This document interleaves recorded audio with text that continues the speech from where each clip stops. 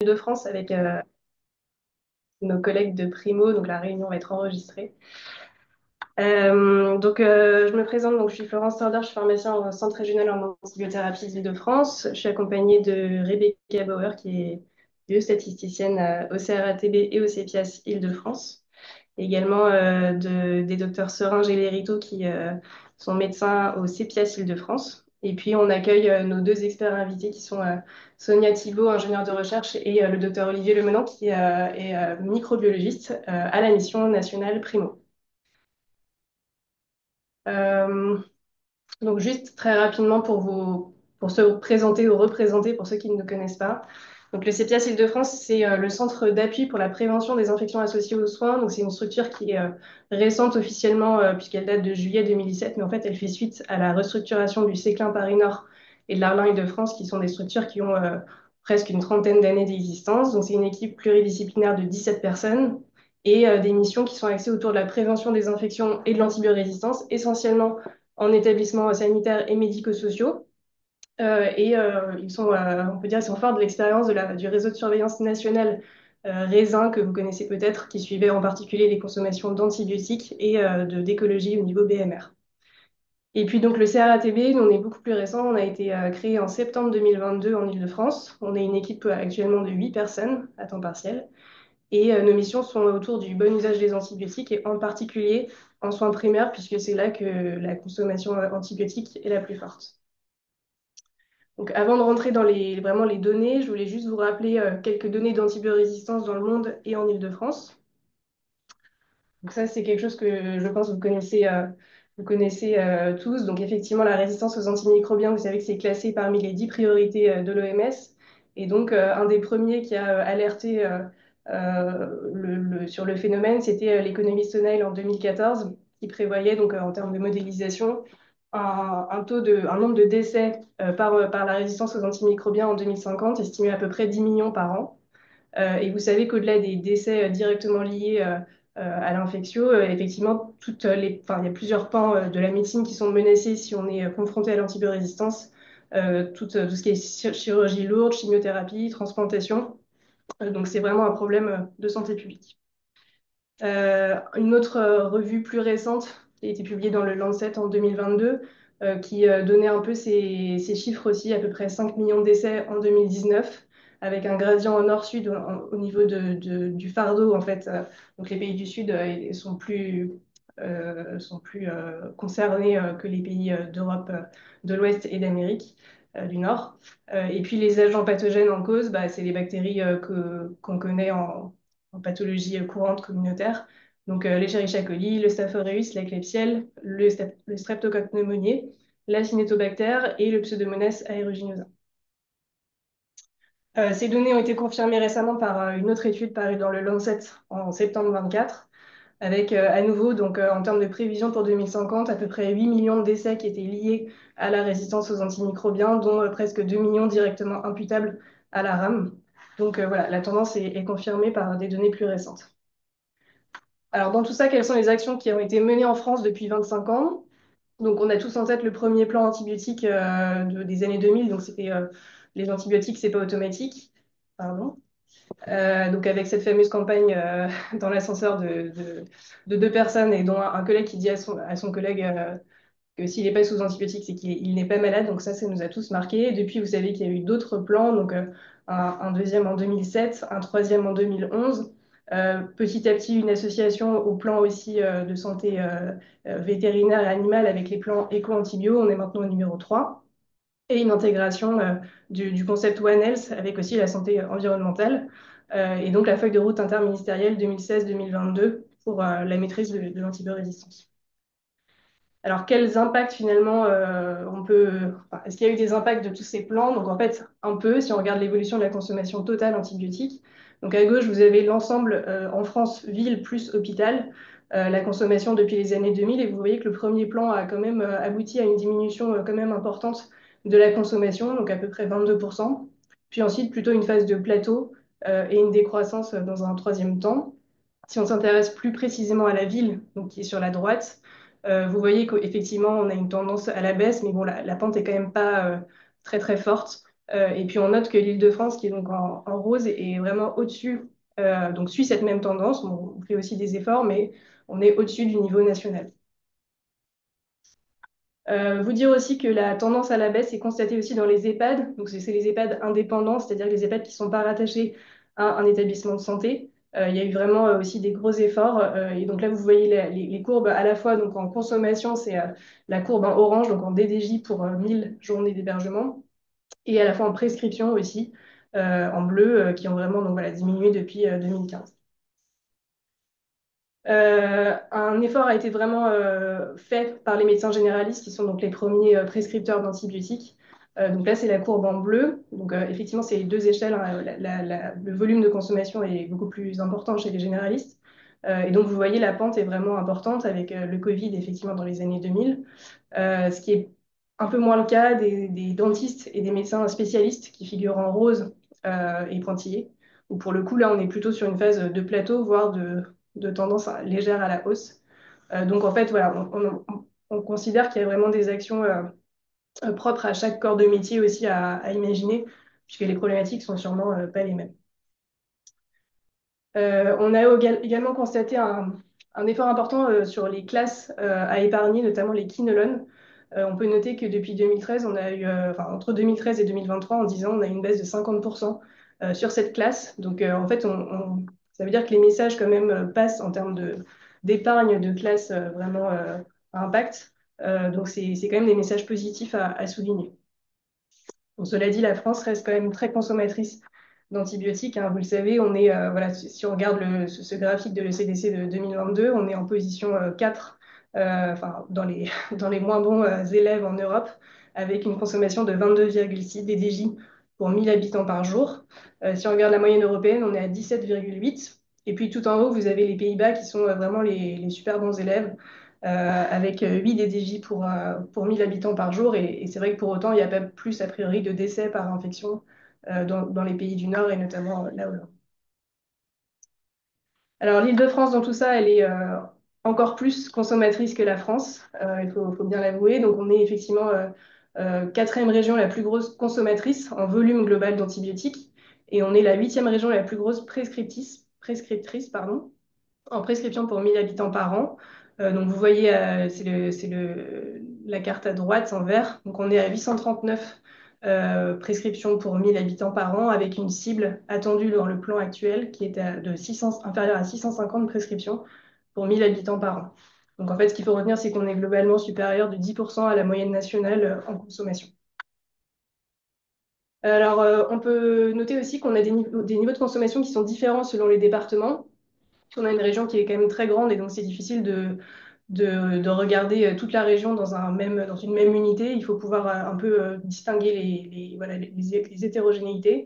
Donc si on regarde tous les antibiotiques en haut, par exemple, alors le détail de couleur, effectivement, enfin, la variation de couleur est importante par rapport aux données, mais c'est quand même important en tendance. On voit que Paris typiquement, consomme plus en consommation totale que, par exemple, les Yvelines ou la Seine-et-Marne. Et puis, ça se retrouve sur différentes classes. Donc là, on vous a sorti les C3G et les fluoroquinolones. Et voilà, on imagine aussi qu'effectivement, des actions peuvent être locales en fonction des données très territoriales, donc départementales. Et puis également au niveau des CPTS. Donc ça, c'est l'échelon encore plus petit.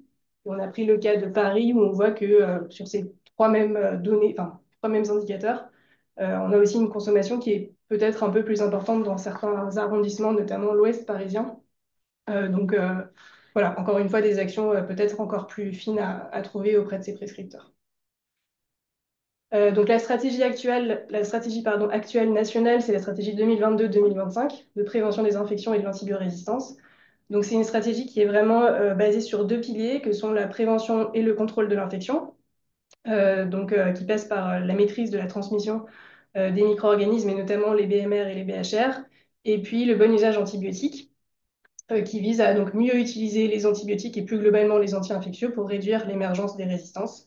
Et donc sur ces deux piliers, quelques indicateurs pour vous donner un peu enfin, pour vous donner quelques idées. Donc si on regarde l'indicateur qui évalue la consommation de solutions hydroalcooliques, le taux moyen en établissement de santé en 2023 était à 80% de l'objectif national. Et dans les EHPAD, le nombre médian de frictions, donc tout soignant confondu par résident, il était entre 1 et 2 par jour.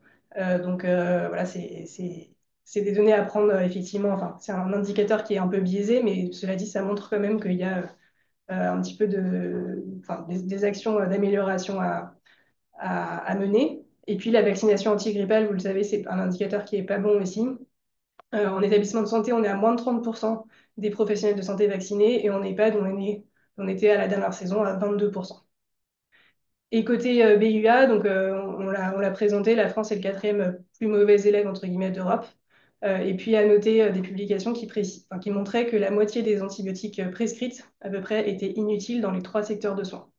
Donc un petit peu de challenge pour nous, enfin, pour tous ceux qui sont ici. Alors, la stratégie actuelle, elle prévoit donc des indicateurs de résultats, enfin de moyens et de résultats, dans les trois secteurs de soins. Donc, pour ce qui concerne les soins primaires et les EHPAD, des indicateurs sur la résistance et la consommation. Donc, concernant la résistance, en ville, l'objectif, c'est d'être inférieur à 3% de colis résistants au C3G. En EHPAD, c'est 8%. Et puis, les colis résistants au quinolone, on a pour objectif d'être inférieur à 10% des souches en ville et 18% en EHPAD. Et puis un dernier indicateur sur la résistance au carbapénème, qui est en fait maintenant plutôt la résistance par production de carbapénémase, où là, donc, les entérobactériales, enfin, on a pour cible d'avoir moins de 0,5% des souches résistantes, enfin, productrices de carbapénémase en ville et en EHPAD. Et puis vous dire aussi que donc, vous avez vu, la stratégie s'arrête officiellement en 2025. Et donc, il y a actuellement une feuille de route interministérielle qui prolonge en fait ces objectifs jusqu'en 2034, avec encore d'autres indicateurs qui sont développés, notamment des indicateurs de moyens. Et pour arriver un peu au sujet qui nous intéresse aujourd'hui, la surveillance de l'antibiorésistance, elle est confiée en fait par Santé publique France à la mission nationale Primo. Donc en fait, donc ce qu'on appelle les missions nationales, ce sont des missions qui sont chargées de la surveillance et de la prévention. Elles sont portées par des centres régionaux que sont les CEPIAS et auxquels se sont rajoutés récemment les CRATB pour des mandats de 5 ans accordés donc par SPF. Et donc on a deux missions qui s'intéressent à la surveillance de la consommation antibiotique et des résistances bactériennes. D'une part en soins primaires, donc c'est la mission Primo qui nous concerne aujourd'hui, et en hôpital incluant les EHPAD rattachés aux hôpitaux, et ça, c'est la mission SPARES. Et donc, on est aujourd'hui en compagnie d'Olivier et Sonia, qui sont donc dédiés avec Thomas à la surveillance de la résistance au sein de cette mission Primo. Je vais laisser la parole maintenant, du coup, à Olivier, docteur Lemenant, qui va nous parler un peu des modalités pratiques de la surveillance et de la démarche pour les laboratoires. Oui, bonjour à toutes et à tous. Donc, Olivier Lenon, je suis biologiste pour la mission Primo, pardon. Je suis accompagné aujourd'hui de Sonia. Hein. C'est certains, si parmi nous, là, certains participent déjà à la mission, ils connaissent Sonia, ne serait-ce que par mail. Maintenant, ils peuvent mettre un visage sur Sonia. Merci pour cette invitation, en tout cas. Hein. Merci beaucoup. On est toujours ravis pour échanger avec les régions au sujet de la mission Primo et notamment avec le CRATB et le CPS d'Île-de-France. Donc, comment ça se passe en fait en pratique, la surveillance de la résistance?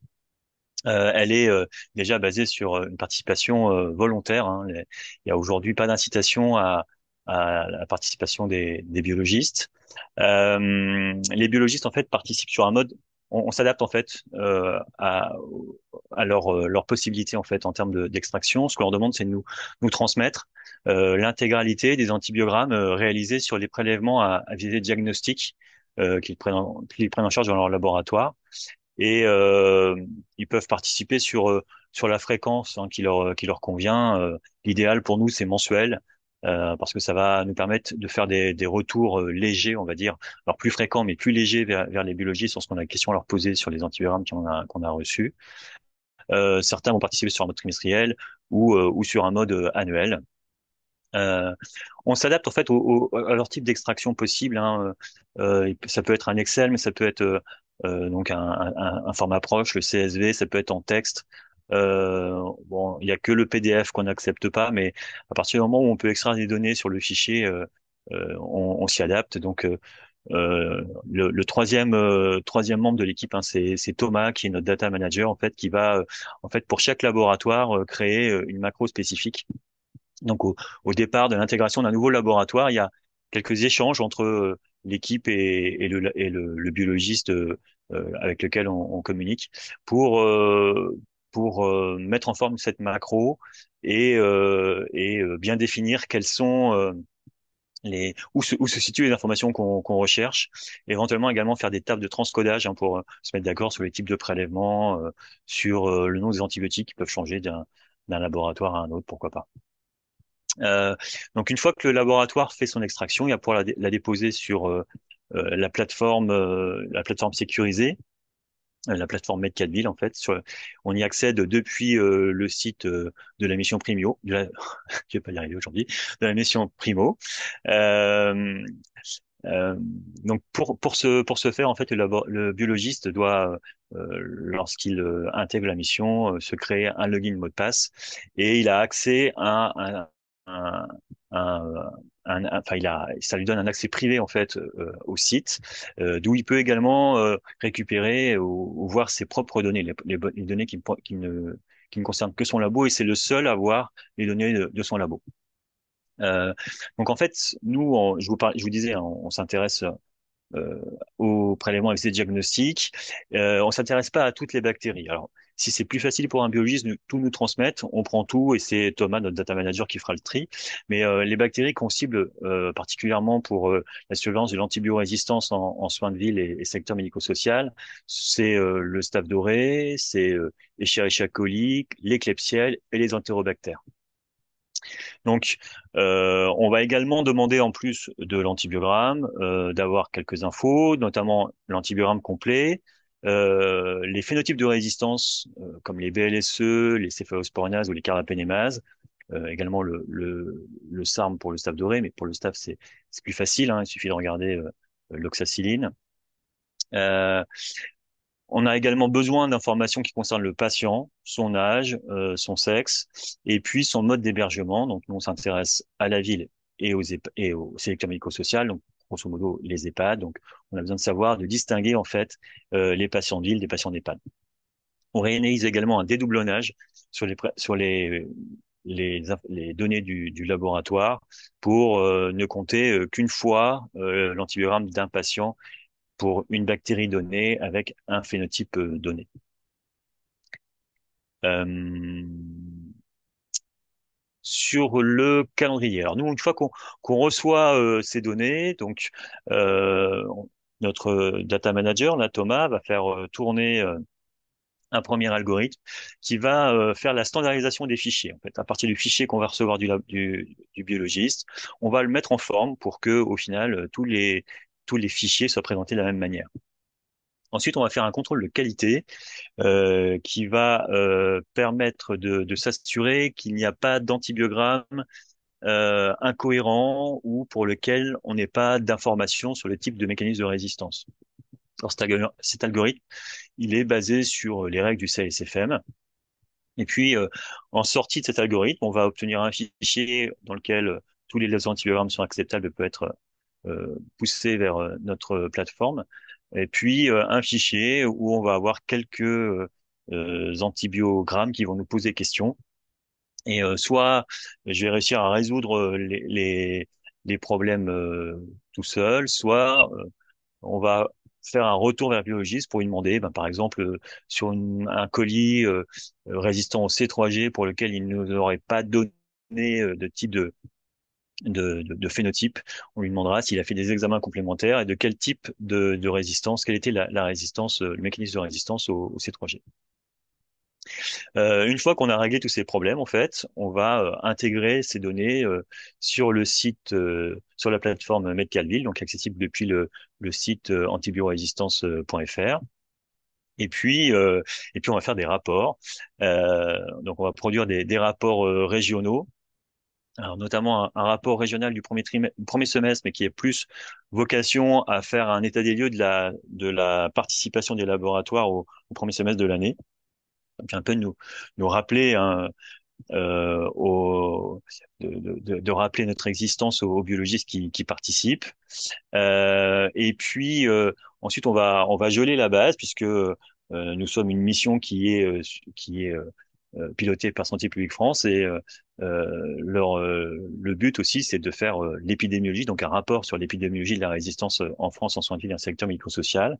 Et donc on va figer la base au mois d'avril. Donc fin avril, on va arrêter l'intégration de nouvelles données. Et puis, on va commencer l'exploitation des données. Donc, on arrête en avril, donc pour l'année précédente. Donc là, on va en 2025, en avril 2025, on va arrêter les données produits par les laboratoires en 2024. Ces données sont accessibles sur Géode. Alors, pas toutes, hein. Sur Géode, il y a actuellement deux marqueurs, ce sont les C3G et les fluoroquinolones, la résistance au C3G au fluoroquinolone. Et puis, il y a un premier rapport qui sort, hein, la version light, qui sort en novembre, au moment de la semaine de sensibilisation à l'antibiorésistance, la semaine mondiale de sensibilisation à l'antibiorésistance. Et puis, à partir de là, on va aussi générer des infographies régionales et puis un rapport complet qui est actuellement entre les mains de Santé publique France et qui devrait être diffusé au mois de mars. Alors, sur la suivante, bah voilà le type de document qu'on va produire. Donc, vous voyez à gauche, là, c'est euh, le rapport de novembre, donc qui est accessible sur le site de Santé publique France, également sur le site antibiorésistance.fr. Les rapports régionaux, et puis sur la droite, là, c'est les infographies dont je vous parlais, qui reprennent en fait les indicateurs de la stratégie nationale. Donc là, celui-ci, c'est la dernière infographie que nous avons sortie sur les données de 2023. Et, et ça, ici, c'est une copie du coup une capture d'écran du site de la plateforme Medcalville, hein, sur le site antibioresistance.fr. Et donc, vous pouvez sur cette plateforme aller soit faire des analyses pour sortir des tendances, des courbes, des tableaux, soit aller sur l'onglet cartographie pour générer les cartes de résistance au niveau qui vous intéresse, hein, soit au niveau national, au niveau régional. Actuellement, on va peut-être essayer de pousser un peu plus loin pour à l'avenir sur la granularité des informations restituées.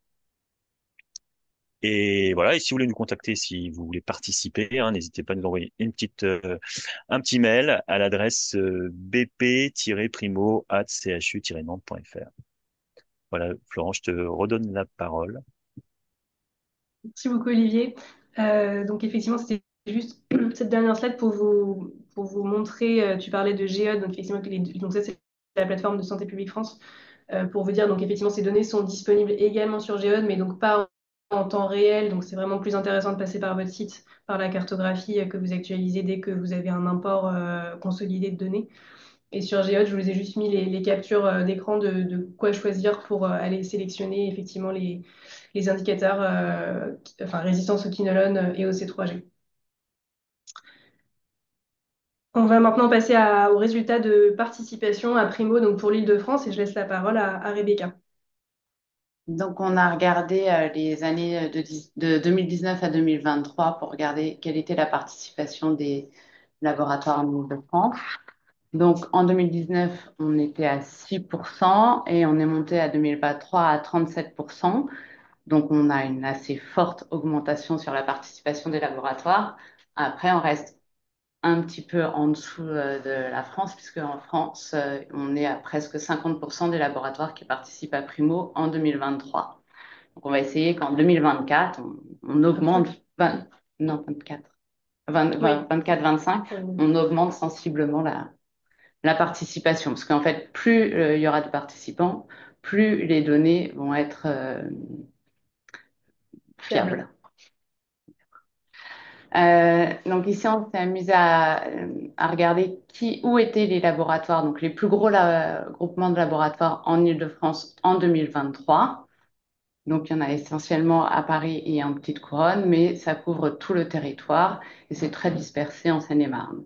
Le plus gros laboratoire étant Cerballiance et Biogroupe. Après, ça reste des laboratoires qui ont moins de 100 labos en groupement. Donc maintenant, on regarde les laboratoires qui n'ont pas participé à Primo, ni en 2022, ni en 2023. Donc c'est aussi dispersé, mais donc je pense qu'on peut aller en chercher, enfin, on peut aller chercher plein de laboratoires pour les inciter à participer à Primo. Et on regarde aussi ceux qui ont participé à 2022 et 2023, ils sont en vert. Ceux qui ont participé que en 2023 sont en bleu foncé et ceux qui ont participé que en 2022 sont en bleu clair. Donc on voit qu'il y en a qui ont participé à l'une des 2 années, mais tout le monde n'a pas participé aux 2 années. Et là, on a regardé le taux de participation donc par département. Donc, à Paris, en 2022, on était à 36% et on est augmenté à 57% des laboratoires parisiens. Et en Essonne, on était à 6% en 2022 et on a augmenté à 15%. En Hauts-de-Seine, on est resté à peu près pareil. Et en Seine-Saint-Denis, il y a aussi une grosse hausse de la participation de 31% à 47% entre 2022 et 2023. Donc, dans ces endroits où il y a eu beaucoup d'implantations, il y a des EMA qui sont implantés et qui ont beaucoup travaillé pour essayer d'aller chercher les laboratoires. Donc, on peut supposer qu'il y a un effet EMA dans ces départements. Mais après, on s'est intéressé à savoir si c'était les mêmes participants en 2022 et 2023, parce qu'il peut y avoir exactement le même nombre de participants, mais ce n'est pas les mêmes. Donc, à Paris, on voit qu'en 2022, il y avait 59 participants et en 2023, 84 participants, mais il y en a 59 qui ont participé à 2022 et 2023. Donc, on peut supposer on suppose qu'il y a une forte augmentation du nombre de participants. De même en Essonne et de même en Seine-Saint-Denis. Après, il y a 2 départements où c'est vraiment différent, en Yvelines et dans le Val d'Oise, puisqu'il n'y a que un participant enfin en Yvelines, il n'y a qu'un participant qui a participé à 2022 et 2023, et dans le Val d'Oise, il n'y en a aucun. Donc, on s'est un peu posé la question de pourquoi et quels étaient ces groupes qui ont participé. Oups. Et donc, on peut remarquer que donc, pour le Val d'Oise, en 2022, c'était BioFuture et BioFuture n'a plus participé en 2023, mais c'est Biogroup qui a participé. De même, BioFuture n'a pas du tout participé en 2023. Et puis, c'était Et lequel? Serba, Et Cerba Alliance euh, a augmenté sa participation très fortement puisqu'elle est arrivée en 2023 et elle n'était pas là en 2022, alors que Cervalliance est un des plus gros groupes de laboratoires.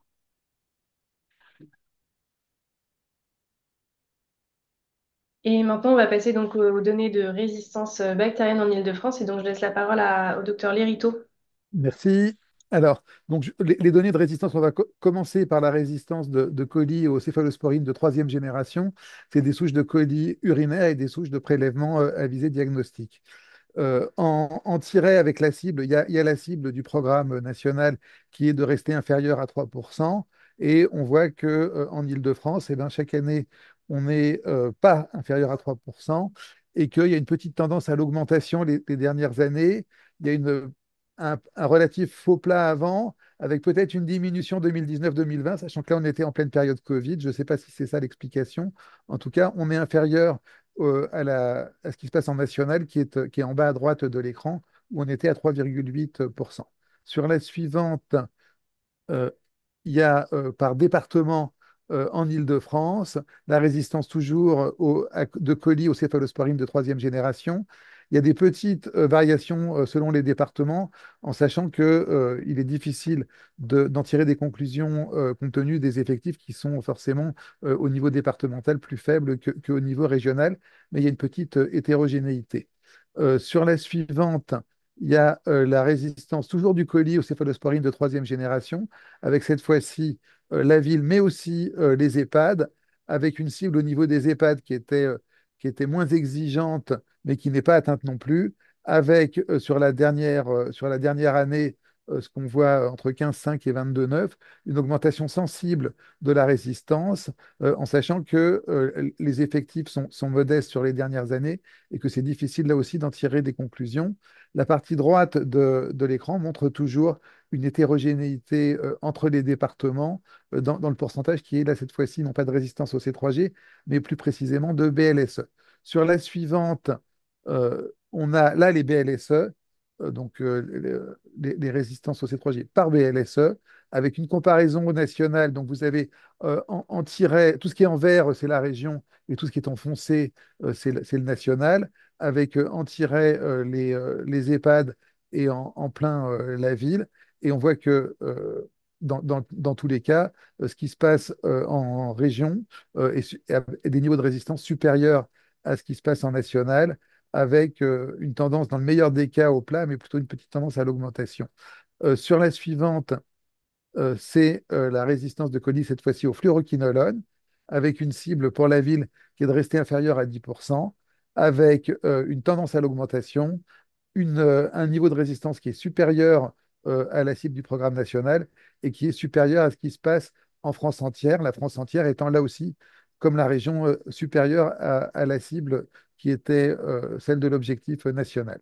Sur la suivante, on a la résistance de colis au fluoroquinolone toujours par département, avec là aussi des hétérogénéités selon les départements, avec là aussi la même réserve que sur ce qui concernait les C3G, euh, en étant prudent sur les effectifs qui permettent pas forcément de dire que ces différences de niveau de résistance par département sont significatives.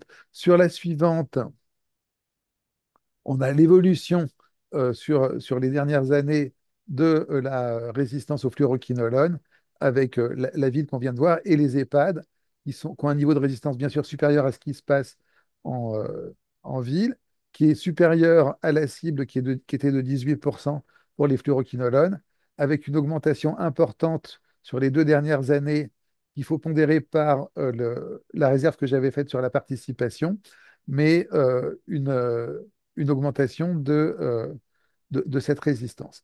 Sur la suivante, on a la proportion de colis producteurs, cette fois-ci de carbapénémase, toujours les souches urinaires, avec une cible au niveau de la ville qui est de rester inférieure à 0,5%, et aussi bien en ville que pardon, aussi bien en national qu'en Île-de-France, on reste inférieur au niveau national. Mais quand on regarde bien les chiffres, on a au moins depuis 2020 un doublement chaque année quasiment, puisqu'on passe de 8 à 18, puis à 24, puis à 88.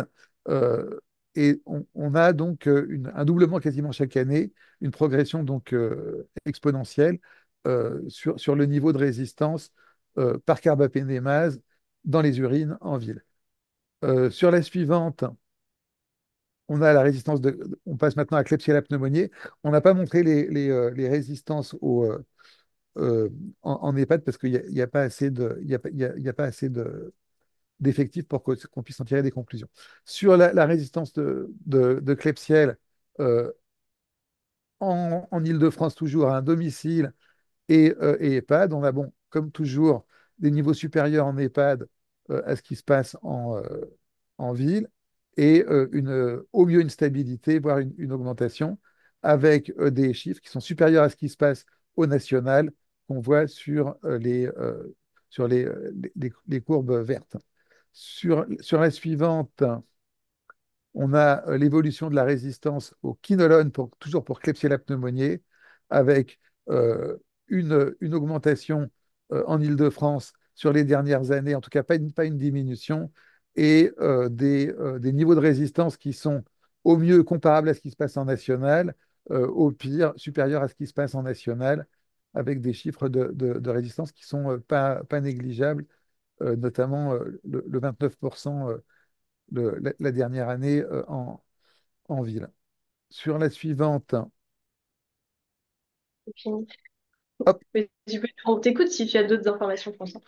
Non, non, non, non, non, non. Pas, je passe la parole maintenant. Super, merci beaucoup. Euh, et du coup, on voulait discuter avec vous de ces résultats et puis avant vous présenter quelques idées d'action qui sont déjà un peu mises en place et puis qu'on peut poursuivre ensemble.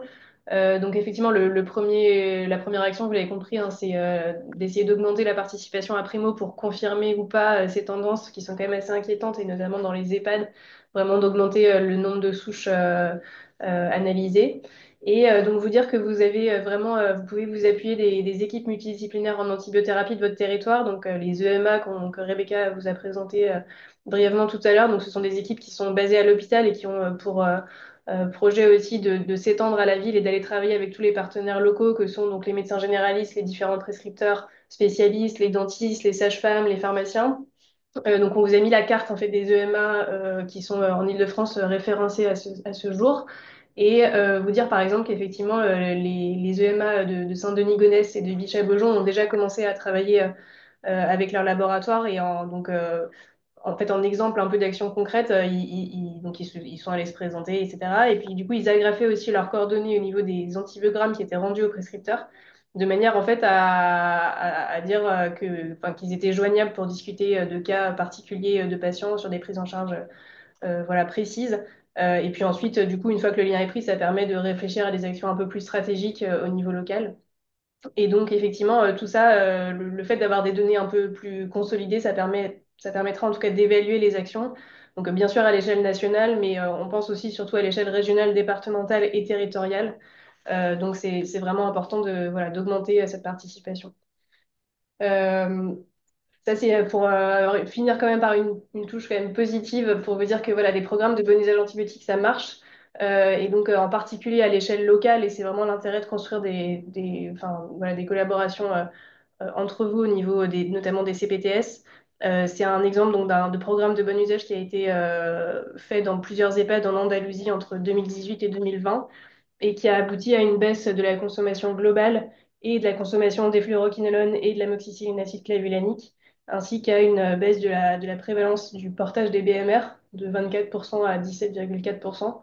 Alors après, ce qui est compliqué, c'est de maintenir cette baisse, ou en tout cas de ne pas remonter, de rester stable dans le temps. Donc ça, c'est encore autre chose. Mais en tout cas, voilà, des actions précises et à une échelle locale peuvent vraiment conduire à des résultats visibles. Donc c'est encourageant. Vous dire aussi qu'on essaye de travailler sur des outils à disposition des patients et que vous, au niveau des laboratoires, vous pouvez communiquer à vos patients. Donc là, c'est l'exemple d'une autre région qui est Auvergne-Rhône-Alpes, où le CPIAS et le CRATB ont produit donc cette fiche de modalité de prélèvement d'un ECBU que vous pouvez donc retrouver en libre accès sur le lien qui s'affiche. Par exemple, pour donner les messages clés d'attendre 4 heures avant la mission ou de prélever un deuxième jet. Voilà, ça peut être aussi des outils un peu qui peuvent vous aider dans votre pratique. Et on est preneur si vous avez d'autres besoins. N'hésitez pas à nous les faire remonter pour qu'on puisse proposer des choses avec vous. Et on a donc un autre gros axe de travail avec les laboratoires de biologie médicale au niveau du réseau des CRATB, c'est les antibiogrammes ciblés. Donc, vous savez que ça concerne, selon la HAS actuellement, uniquement les infections urinaires à entérobactéries chez les femmes de plus de 12 ans. Et donc, on est en train de construire au niveau du réseau national des CRATB une sorte de kit d'implémentation pour aider en fait les laboratoires à paramétrer au mieux enfin, le rendu de l'antibiogramme ciblé et aussi pour accompagner le patient et le prescripteur dans cette démarche en proposant donc une fiche d'information assez simple, mais avec les messages un peu essentiels, et aussi de proposer des indicateurs qui permettent un peu d'évaluer l'efficacité, enfin le déploiement et l'efficacité des actions. Voilà, on va revenir vers vous très bientôt, normalement, enfin ça avance et on pourra bientôt produire quelque chose pour vous. Je vous ai remis aussi donc, nos sites internet, d'une part de Primo. Donc Primo, en fait, effectivement, au-delà de la surveillance, il y a des actions vraiment de prévention, donc de la résistance aux antibiotiques et des infections associées aux soins. Et là, c'est l'exemple sur la droite donc d'un flyer qui est à destination, encore une fois, des patients qui sont porteurs de BMR. Alors des BHR, c'est peut-être plus rare en ville, mais sachez que vous pouvez leur donner ce flyer, ça leur explique un peu avec des mots assez simples ce que c'est finalement enfin, la bactérie dont ils sont porteurs, puisqu'ils sont en général pas forcément infectés. Enfin, enfin, dans les urines, on a dit, on a vu que oui, mais quand même. Ça leur permet aussi de savoir les messages simples en termes d'hygiène qu'ils doivent respecter au domicile et pour leurs proches. Le site internet du REPIA, donc, qui est le réseau porté par Santé publique France sur la prévention des infections et l'antibiorésistance. Et puis nos deux sites internet du CTS et du CRATB, avec notamment aussi, on a une boîte à outils au CRATB. Où vous pouvez retrouver différents liens utiles pour des actions, des idées d'action de bon usage. Voilà, donc on vous remercie tous. Merci à tous les laboratoires participants au réseau et bienvenue aux prochains à venir. On a besoin de vous et on est disponible pour répondre à vos Pourquoi ça questions. marche?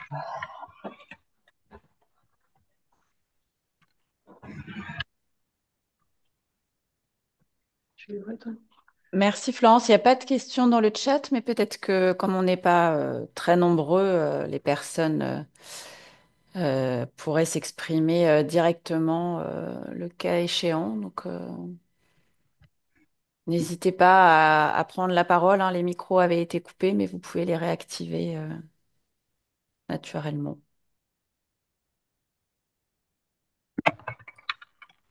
S'il y a pas de questions, je vais me permettre juste un petit complément d'information là sur les EHPAD. En 2024, c'était une année particulière parce que en 2024 ou 2023. 2024, c'était une année particulière parce que non 2023 pardon. Euh, vous savez, les EHPAD, il y a à la fois des EHPAD qui dépendent d'établissements de santé et des EHPAD indépendants. Et nous, pour Primo, on récupère les données des EHPAD indépendants directement depuis les laboratoires de ville en fait. Pour ce qui est des laboratoires, des EHPAD qui dépendent d'un établissement de santé, c'était l'émission Spares qui précédemment récupérait ces informations. Donc Spares, hein, pour pour euh, pour rappel, hein, c'est la mission nationale, donc le pendant de Primo, qui suit la consommation des antibiotiques et la résistance en établissement de santé. Et ils ont dû refondre leur logiciel et du coup ils ont été un petit peu en mode dégradé en 2023. Donc on n'avait pas de données pour les EHPAD, et ce qui fait qu'on avait des données peut-être un peu moins consolidées pour on avait forcément moins de données. Et c'est un secteur de santé où il y a déjà moins de données forcément. Donc on a été un peu on a perdu un peu en puissance statistique avec ce problème-là. Et puis les antivirales ciblés, c'est un problème important effectivement pour nous parce que voilà quand les biologistes participent, il est préférable qu'ils puissent nous transmettre les antivirales complets, les antivirales réalisés enfin tels qu'ils sortent de la machine, parce que les antivirales ciblés pour nous posent un problème de suivi épidémiologique, c'est-à-dire que le dénominateur n'est plus diffère et du coup on peut avoir des effets qui vont faire varier les proportions de résistance qui sont dues au dénominateur qui bouge du fait de l'antiviral ciblé. Donc en fait, on a besoin de d'avoir l'antiviral complet. Voilà.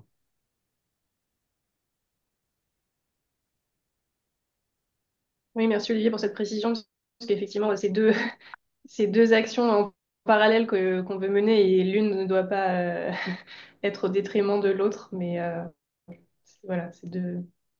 Merci pour la précision.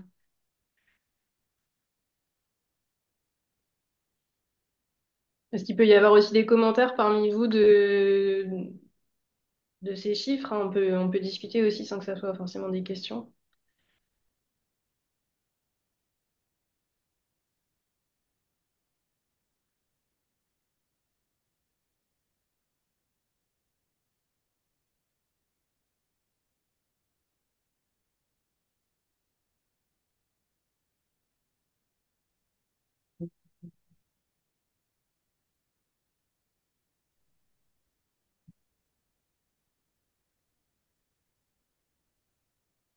Et parmi les participants, là, je vois qu'il y a différentes personnes, probablement de laboratoire, mais aussi d'établissements de santé. Est-ce que ceux qui exercent en laboratoire de ville peuvent éventuellement nous faire un retour voilà, de l'utilisation de leurs données, de la façon dont ils participent à Primo, des difficultés éventuelles, si ça pouvait servir pour aider éventuellement d'autres laboratoires. Parce qu'on on n'a pas vos appartenances dans les noms, donc je ne sais pas dans quelle mesure parmi les participants il y a quelques labos, si vous vouliez bien vous présenter et nous faire un retour.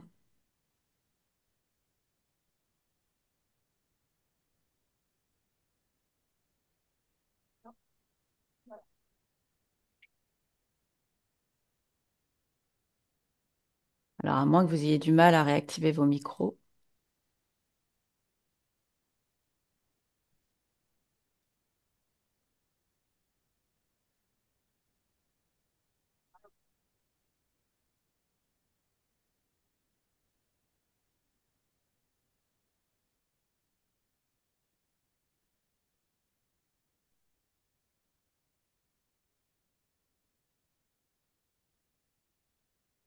À moins La qu'il n'y question, ait aucun laboratoire la participant. question peut être aussi plus large sur les établissements hospitaliers là, qui sont connectés, sur effectivement, est-ce que ces données sont aussi euh, un peu exploitées ou présentées à l'hôpital, parce que c'est aussi bien que les ponts, enfin voilà, que l'information circule dans les deux sens.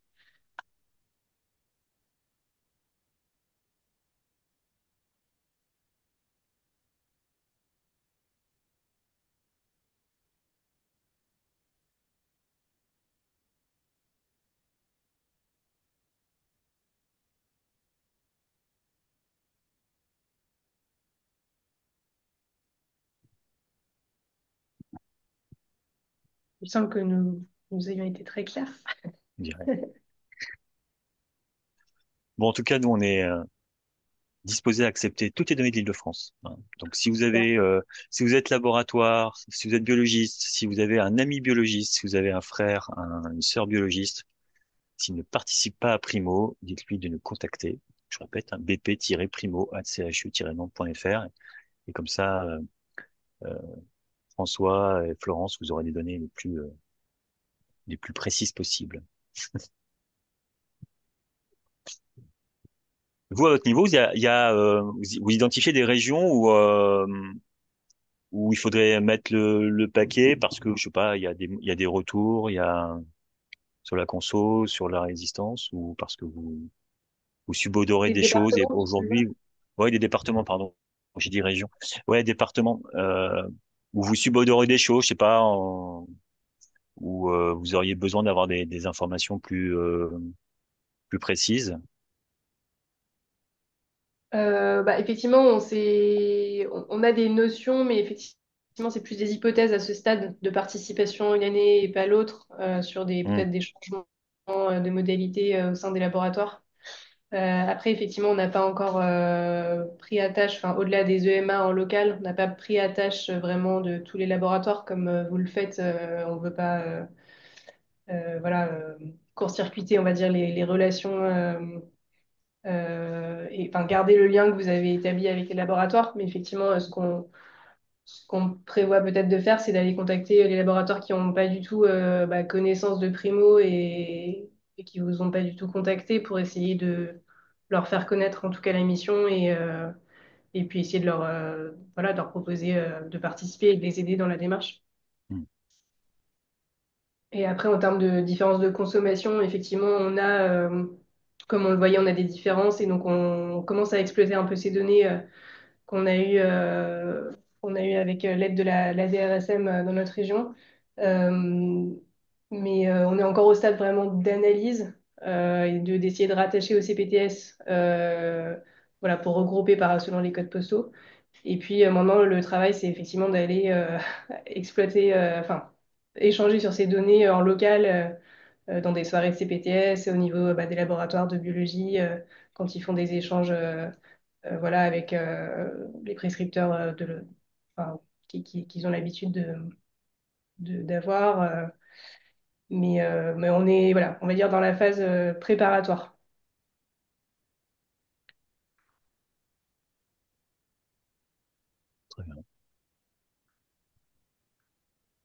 Bah, écoutez, je pense que s'il n'y a pas de questions, on va s'arrêter là. De toute façon, le webinaire sera en replay hein, sur nos deux chaînes CPS et RATB. Et puis, bah, on reste disponible si vous avez des questions. Et je remercie encore chaleureusement Sonia et Olivier pour votre participation. Merci à vous pour Et l'invitation. puis, Si. et on vous dit à bientôt pour un prochain webinaire. Merci, bonne journée à tous. Bonne Bonne journée à toutes et à journée. tous. Au revoir. Au Au revoir, bonne revoir. journée.